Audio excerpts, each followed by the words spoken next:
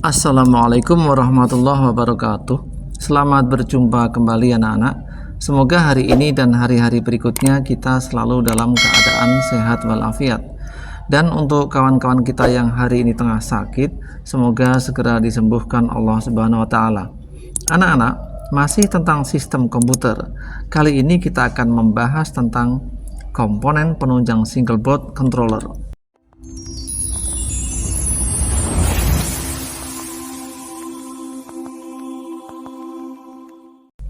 Yang pertama, breadboard. Solderless breadboard, biasa juga disebut breadboard, digunakan untuk eksperimen dengan tata letak sirkuit.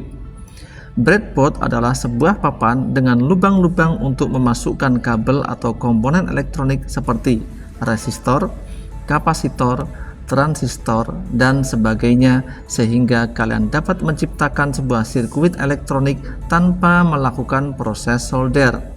Ketika kalian sudah selesai menggunakannya, komponen-komponen tersebut dapat dilepas untuk digunakan kembali pada proyek lain. Yang kedua adalah baterai. Seluruh papan Arduino membutuhkan daya listrik untuk berfungsi dan telah kompatibel dengan power input baik melalui kabel USB maupun adaptor. Namun, beberapa proyek aplikasi menuntut kemudahan mobilitas atau portable yang dapat dipenuhi oleh penggunaan baterai. Papan Arduino beroperasi dengan suplai eksternal 6 sampai dengan 20 volt. Namun, jika pasokan kurang dari 5 volt, maka papan akan tidak stabil dalam pengoperasiannya. Sebaliknya, jika tegangan lebih dari 12 volt, akan menjadikan regulator papan menjadi panas dan akan merusak papan. Rentang suplai daya yang disarankan adalah antara 7 sampai dengan 12 volt. Yang ketiga adalah light emitting diode atau LED. Banyak contoh proyek Arduino menggunakan LED sebagai komponen percobaannya. Papan LED banyak digunakan pada aplikasi luar ruangan seperti rambu lalu lintas, papan iklan, papan penunjuk, dan sebagainya. Penggunaan LED mengkonsumsi daya yang kecil, ukuran yang ringkas, dan masa pakai yang relatif lama. LED tersedia dalam beberapa warna dan tingkat intensitas cahaya yang berbeda. LED pada umumnya memiliki dua kaki, yaitu kaki yang panjang disebut anoda atau positif dan kaki yang lebih pendek disebut katoda atau negatif. Dalam penerapannya, lebih baik kita membaca datasheet untuk mengetahui katoda dan anoda.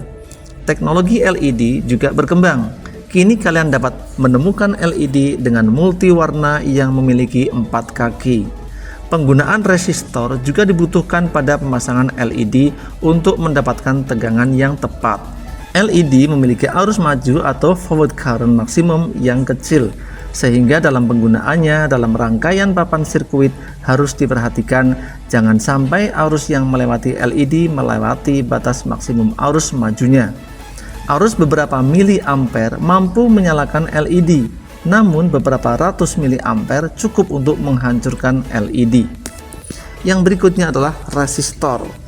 Resistor adalah sebuah komponen yang menyediakan sejumlah nilai penghambat di dalam sirkuit.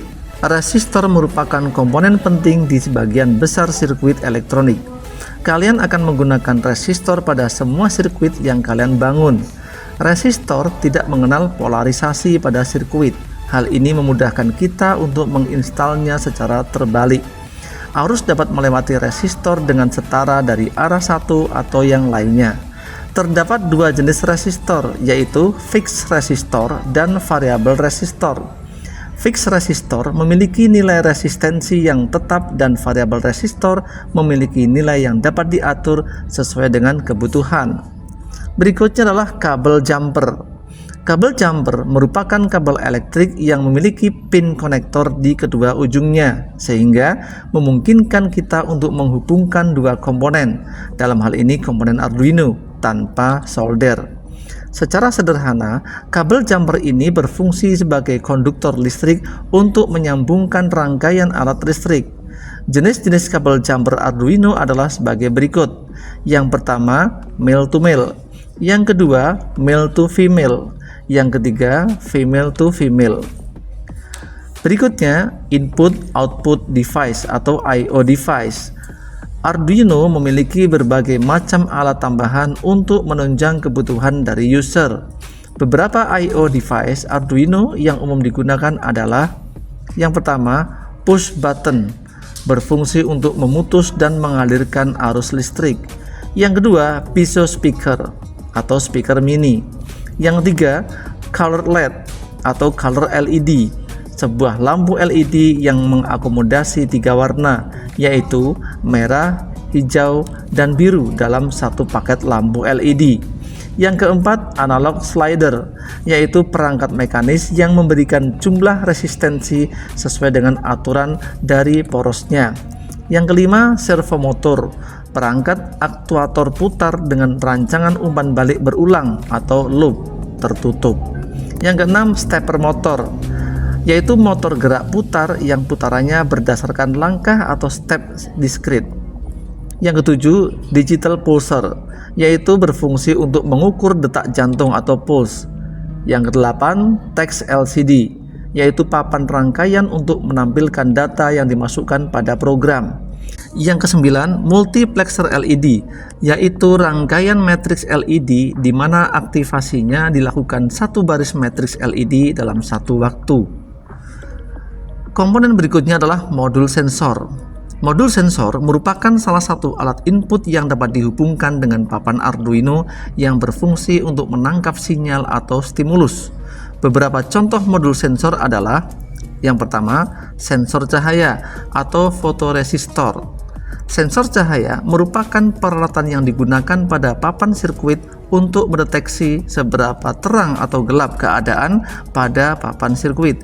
Jika keadaan di sekitar papan sirkuit gelap, maka resistor akan memiliki resistensi yang tinggi hingga mencapai 10 megaohms.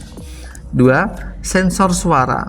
Sensor suara akan mendeteksi gelombang suara untuk diubah menjadi sinyal listrik.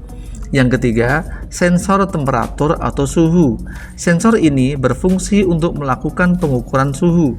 Jenis sensor ini sangat beragam di pasaran. Salah satu jenis sensor suhu adalah DS18B20 yang mampu mendeteksi suhu mulai dari minus 55 derajat Celcius sampai dengan 125 derajat Celcius.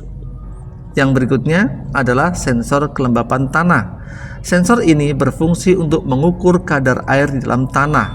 Modul sensor yang dibahas tadi hanyalah sedikit dari berbagai macam sensor yang tersedia untuk proyek Arduino. Kalian dapat mencari informasi terkait jenis-jenis modul sensor yang dapat kalian gunakan pada proyek lain. Ayo berpikir. Jenis aktivitas kelompok. Nomor aktivitas SK-K12-03. 1. Kalian telah mempelajari materi single board computer atau controller. Coba perhatikan lingkungan di sekitar kalian. Adakah penerapan penggunaan single board computer atau controller di lingkungan kalian? Jika ada, coba kalian analisis komponen apa saja yang digunakan pada aplikasi tersebut. 2. Jika tidak ada, coba kalian perkirakan penerapan single board computer atau controller apa yang mungkin dapat diterapkan pada lingkungan kalian. Anak-anak, untuk video kali ini cukup sampai di sini dulu. Selamat belajar, selamat beraktivitas, semoga kalian sukses. Wassalamualaikum warahmatullahi wabarakatuh.